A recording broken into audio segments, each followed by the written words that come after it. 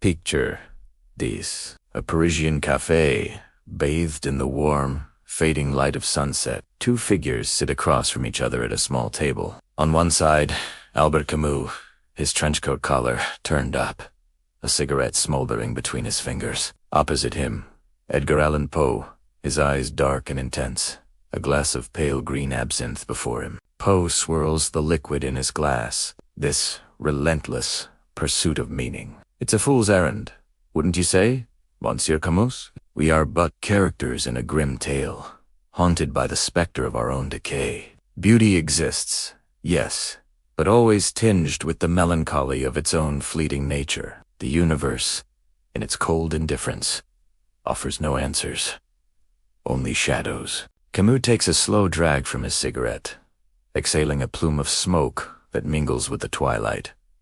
Indifference, yes, but that is where you and I part ways, Mr. Poe. You see a horror in that silence? I find a strange sort of freedom. The universe is absurd. It offers no inherent meaning. We scream our questions into the void and hear only our own echo. But in that very absurdity lies our liberation. Poe leans forward, his voice a low whisper. Liberation, or a descent into madness. My characters, they're driven by a perversity, a desire to do wrong simply because it is wrong. They feel the walls of their own mind closing in, a tortured chamber from which there is no escape. That is the human condition, a prison of our own consciousness. Camus shakes his head gently, a slight smile on his lips. The human condition is a struggle, I grant you that. Like Sisyphus, we are condemned to push our boulder up a hill, only to watch it roll back down, again and again. You see, only the punishment, the futility. But I imagine Sisyphus happy. Why? Because in the moment he walks back down the hill, free from his burden, he is conscious, he is aware of his fate, and in that awareness, he scorns it. He rebels. Rebellion against what? Poe scoffs. Against the inevitable, the worm that waits for us all. You can't rebel against death, against the final, silent darkness. No, but you can rebel against the despair it brings. Camus counters, his gaze firm. We must live in revolt against the absurd.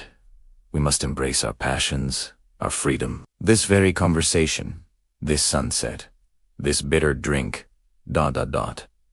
This is rebellion. To find joy, to create art, to love another person in a world without divine purpose, that is the ultimate act of defiance. It's the only meaning we have, the one we create ourselves, moment by moment, before the darkness comes.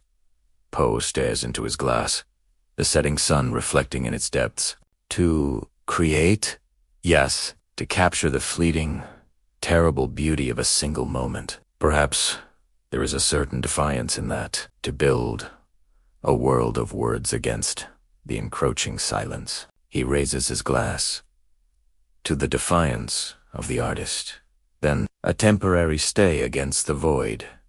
Camus raises his own to Sisyphus, and to the beauty of the struggle. They clink their glasses as the last ray of sunlight disappears below the Parisian rooftops, leaving them in the encroaching shadows. Two rebels against the night. I hope you enjoyed this little thought experiment. It is fascinating to see how two brilliant minds might approach the same fundamental questions from such different angles. If you love diving into philosophy, literature, and history like this, make sure to hit that like button and subscribe for more.